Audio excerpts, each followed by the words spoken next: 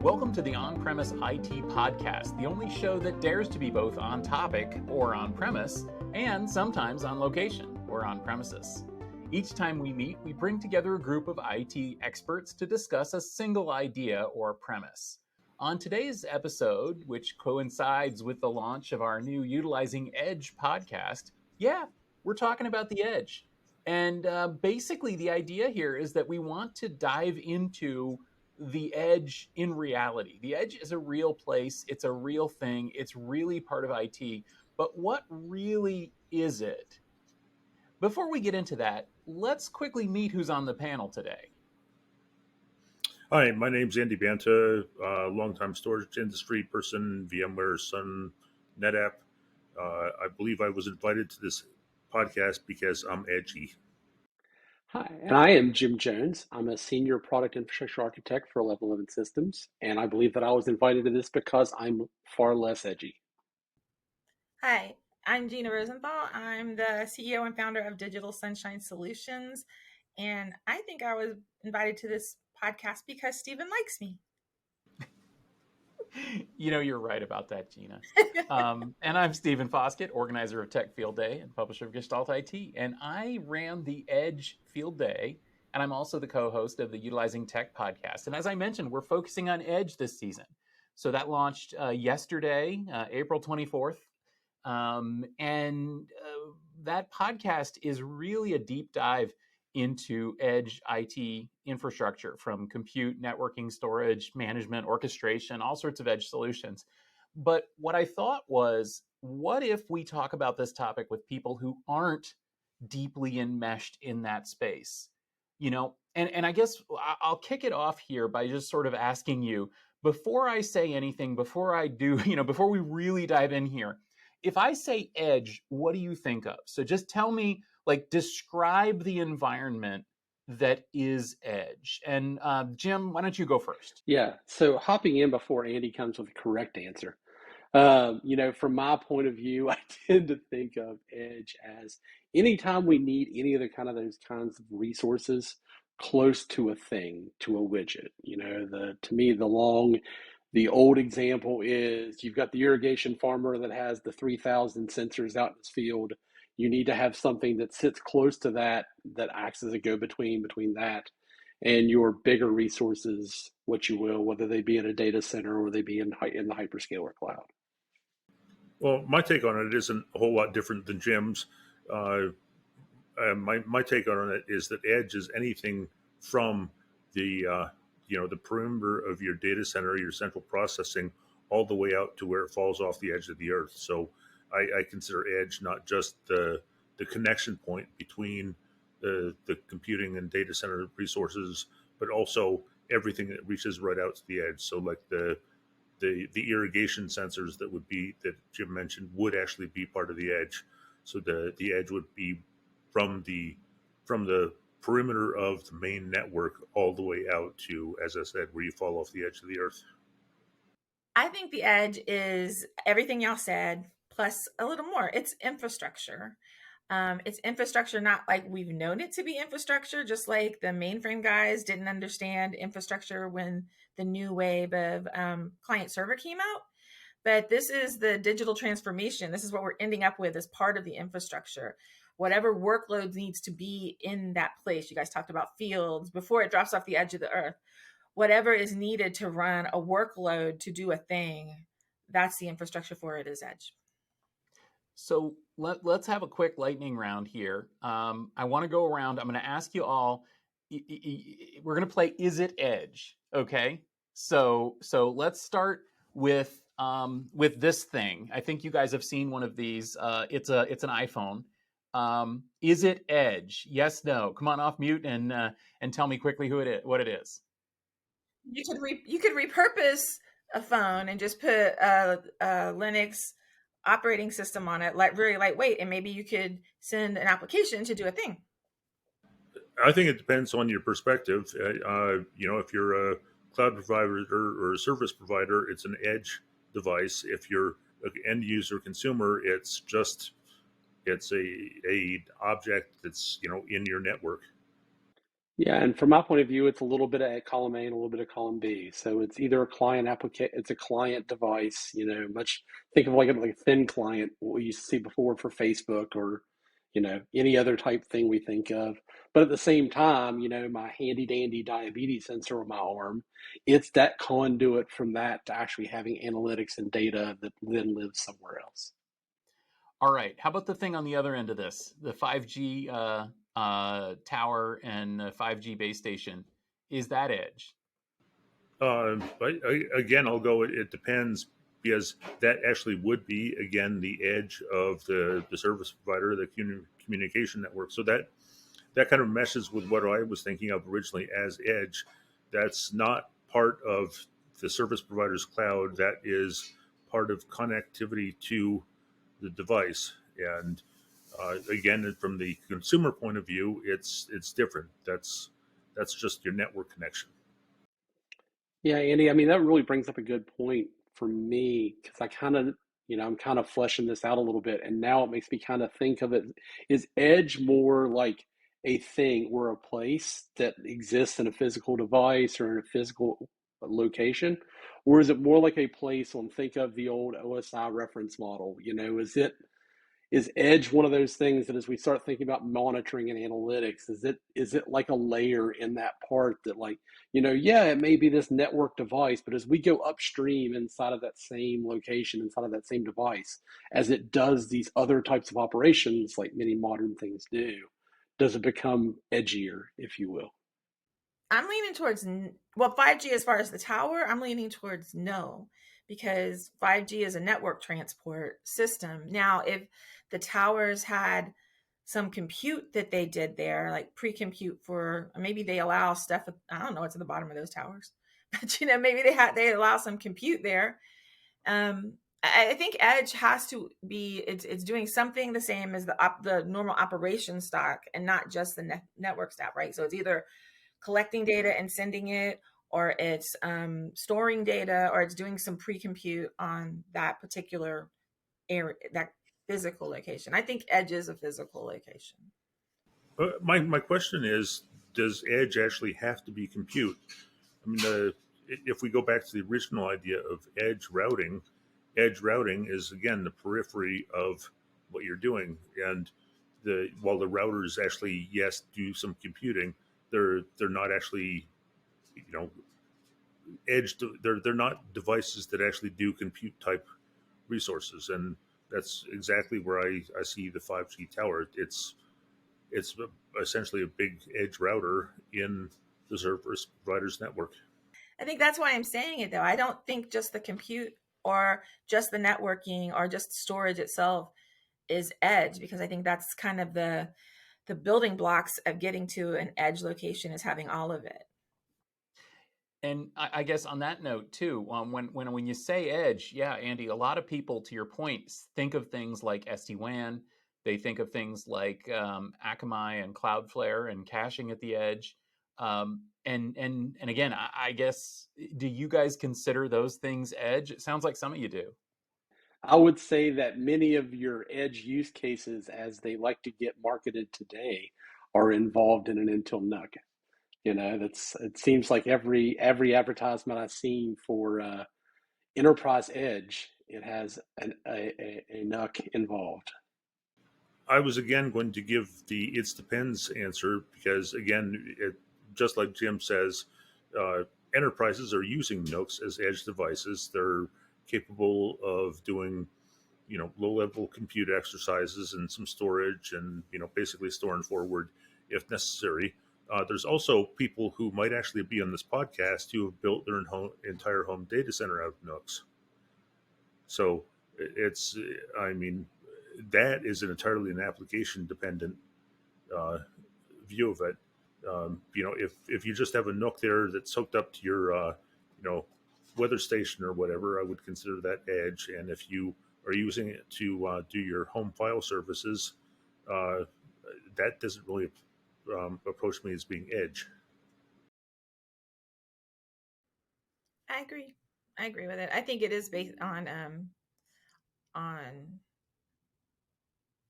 Sorry. I think it is based on the application, whether or not a device and the architecture itself is edge. Well, one thing I'll let you guys know is this is in fact the most common edge server out there.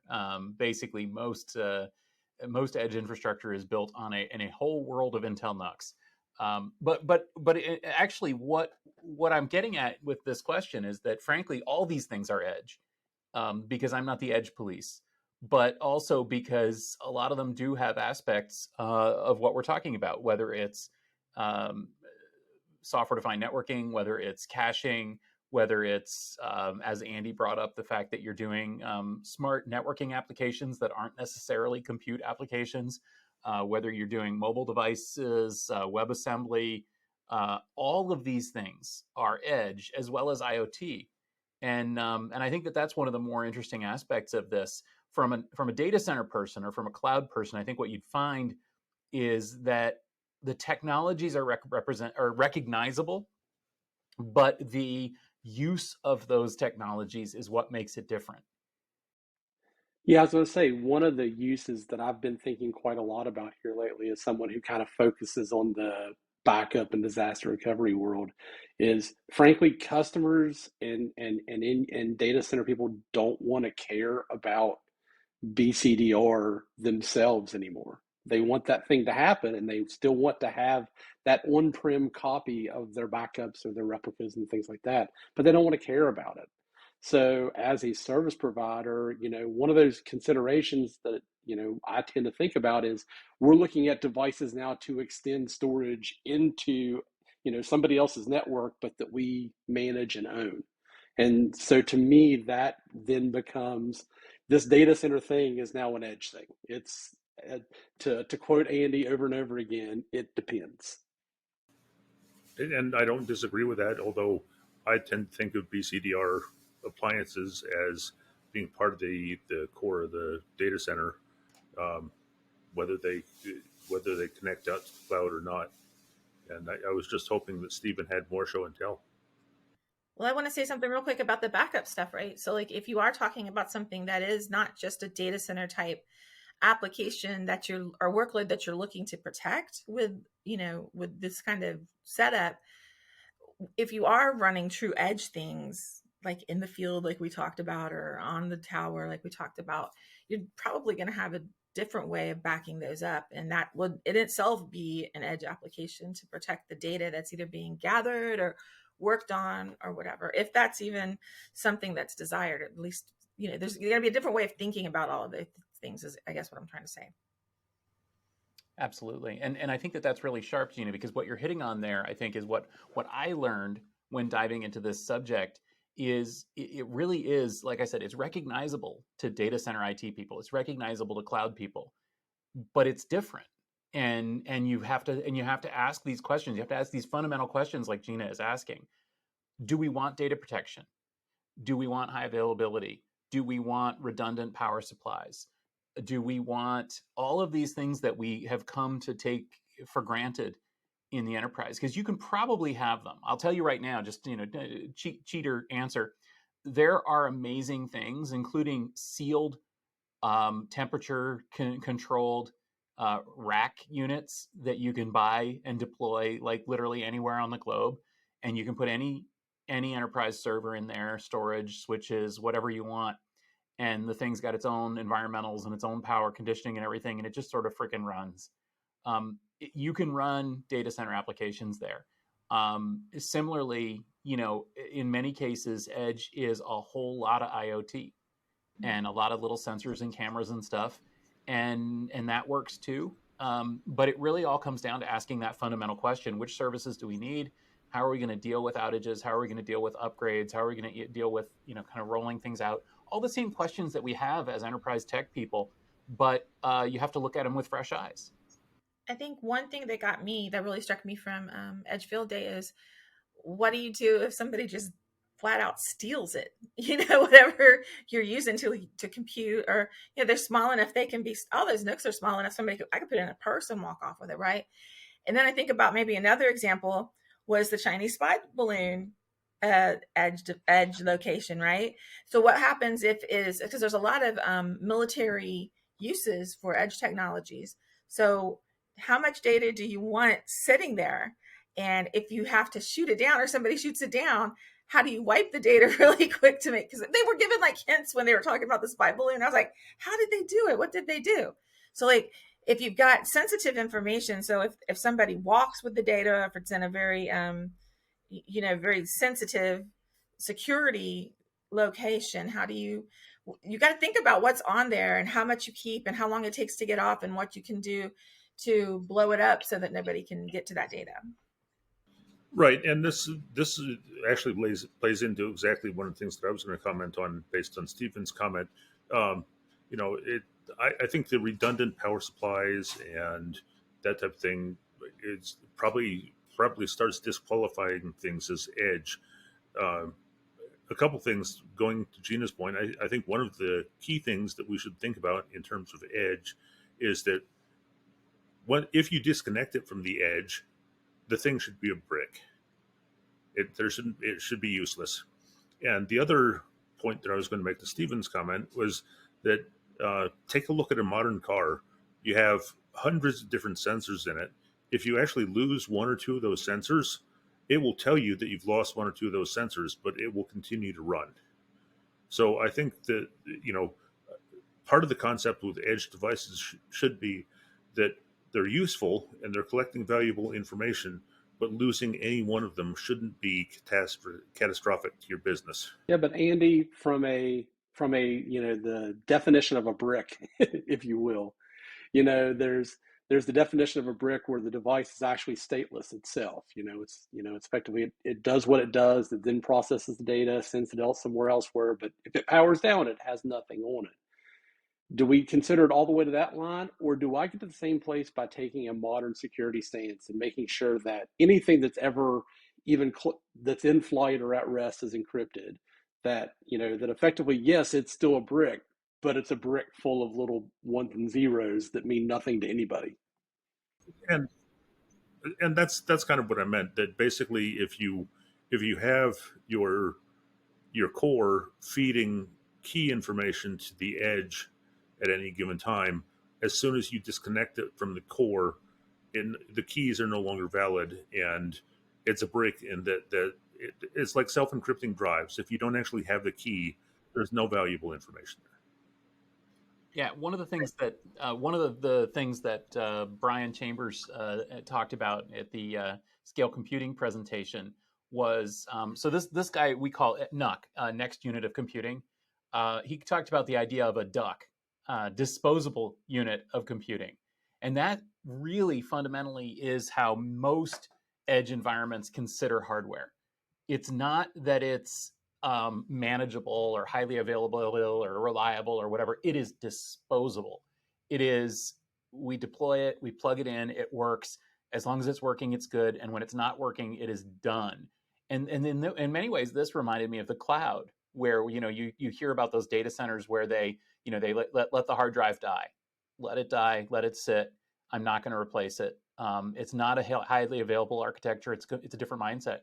And that's how it is here too. And I'm really glad that you guys are zooming in on the security question as well, because like Gina said, this is a real thing. A lot of this stuff is deployed in retail, in quick service restaurants, in automobiles, in industrial settings, where this stuff can just up and walk away overnight. And you got to be careful about that. Similarly, things can get plugged in. So you have to consider root of trust, and you have to consider, what is going to be used. Same thing comes with networking and so on. You have to think about, who's going to be using that network, what data is going to be on that network as well. There have been high profile security breaches over edge at retail, especially where people plug something into the retail, Ethernet jack and find that they can see credit card transactions, or they can see, the corporate database or something like that. So you got to keep that kind of security in mind too. So it's a whole different world. I don't think it's really a whole different world, right? So I think all of the principles of how to architect a thing, architect an infrastructure that an application can run on, are the same. these applications are different. They're probably going to be built with containers and a container management system. And it just is important for architecture people, infrastructure people, to understand what the developers are trying to build. What's that workload look like? And these are the options. If you don't want the data to stay on it, we can do ABC. If it's going to need to be a brick, we can do ABC. So it's important to understand the hardware available for the infrastructures, but it's also important to understand that these are still it's just a workload with a different type of architecture. And everything we've always learned to do, we need to take those and build on it for the edge architectures. It's not like a brand new piece of computing. It's just a step up. Thank you, Gina, because you're right that there are so many similarities between what's happening there and what's happening remotely. So as Gina said, when we were at Edge Field Day, we heard a lot about Kubernetes. We heard a lot about containers and virtual machines. We heard a lot about storage, and many of the topics were very similar. But the way those things are used is so incredibly difficult or different. I want to see Jim's head explode when I say this next sentence. So one of the ways that people are deploying at the edge is a single node Kubernetes cluster. Oh, no. I mean, I guess actually, I say that, but that's a valid use case. I mean, the reality of it is you're using it as a conduit, and that's really, kind of tying this all together is, quote unquote, what's edge? Well, it's that thing that you use that's kind of like the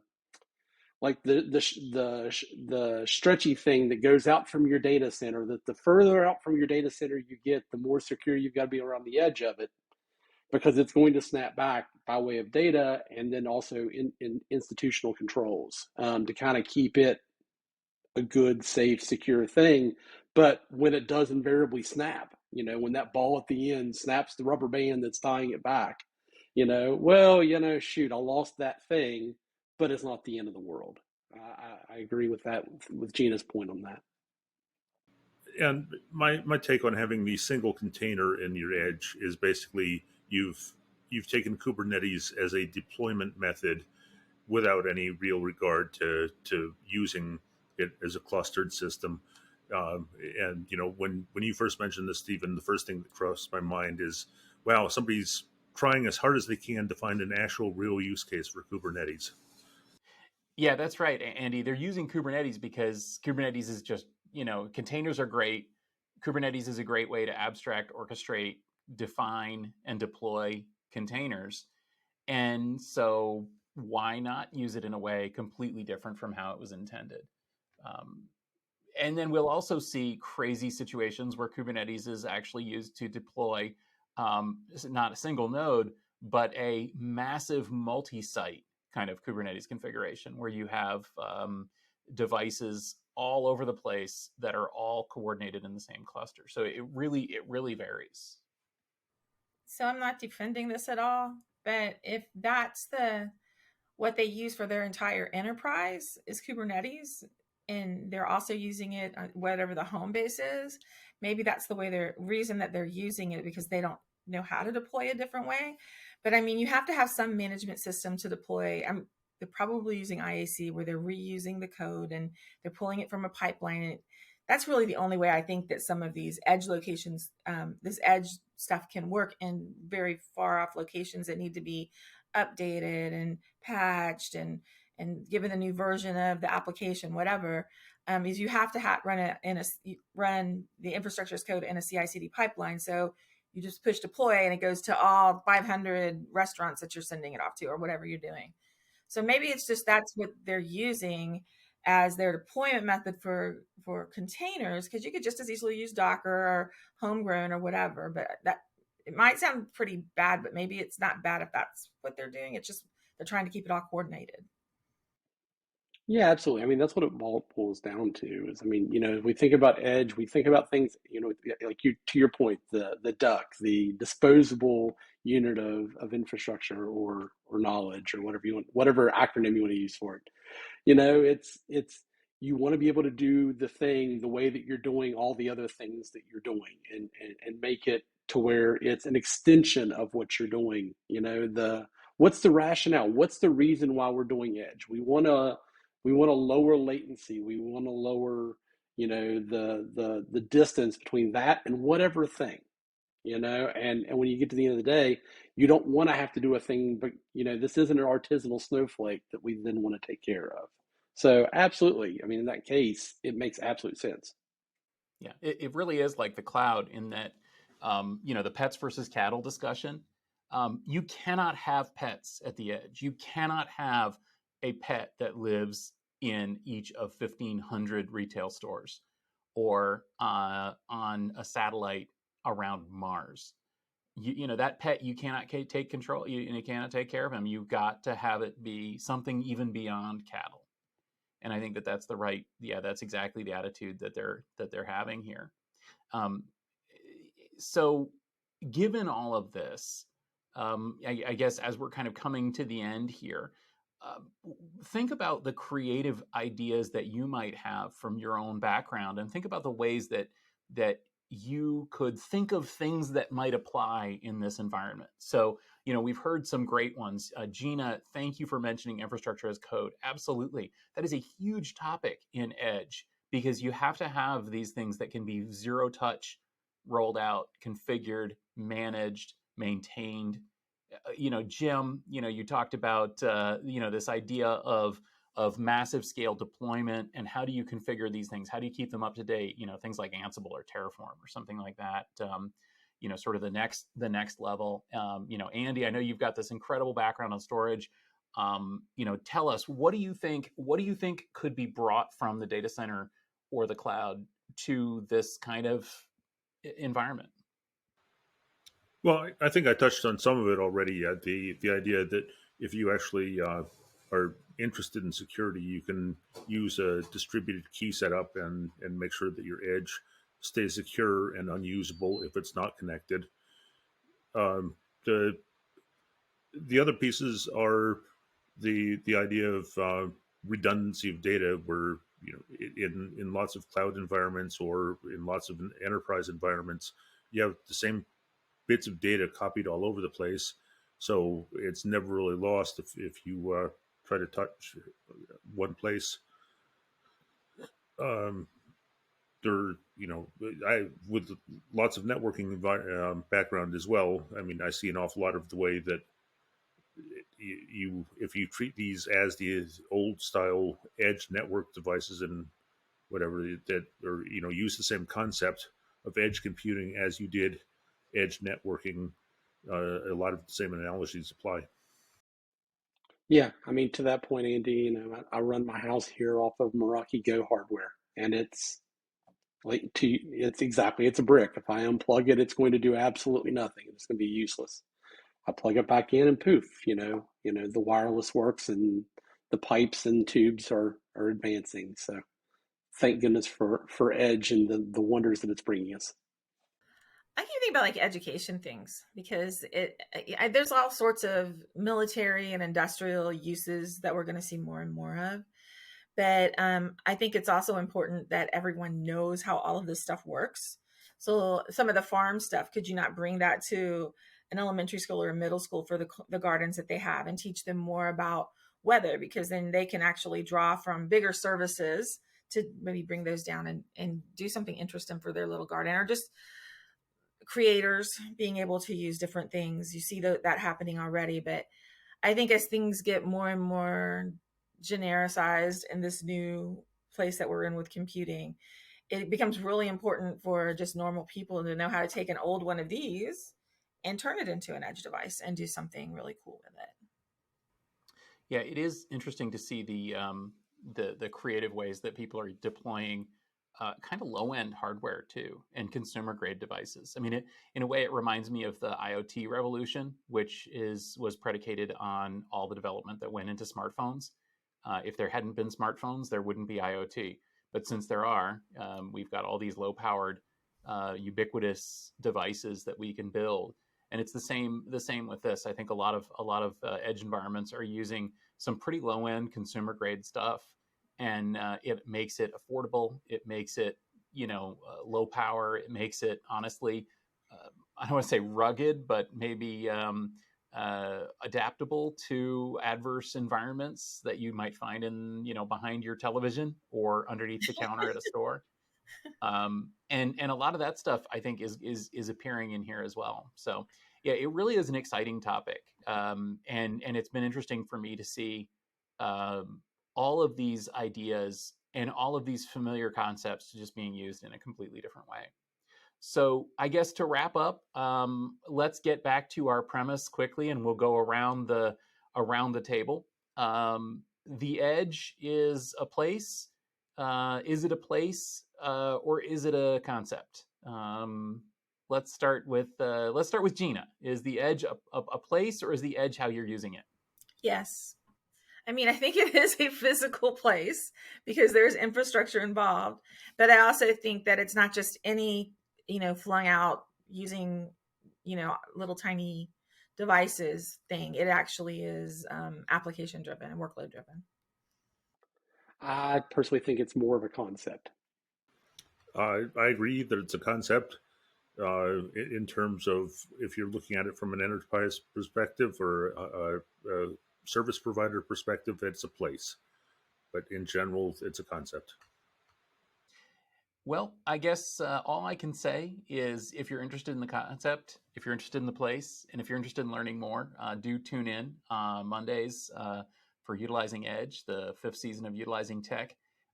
We've got some great companies, we've got some great technologies, and some great folks from the Tech Field Day delegate community there joining us as co-hosts to discuss this concept. And of course, if you are with me on this premise, then please do tune in again for the On-Premise IT podcast every Tuesday. So before we go, thank you very much for joining us for this discussion. Thanks for weighing in, and thanks for using your creativity here. Where can we continue this conversation with you, Andy? You can find me on Twitter at Andy Banta. I'm participating in LinkedIn a little bit more these days, and I just started a new blog, andybanta.substack.com. Yeah, it's pretty easy to find me at, start at koolaid.info and branch out from there to Kool-Aid IT at anything social.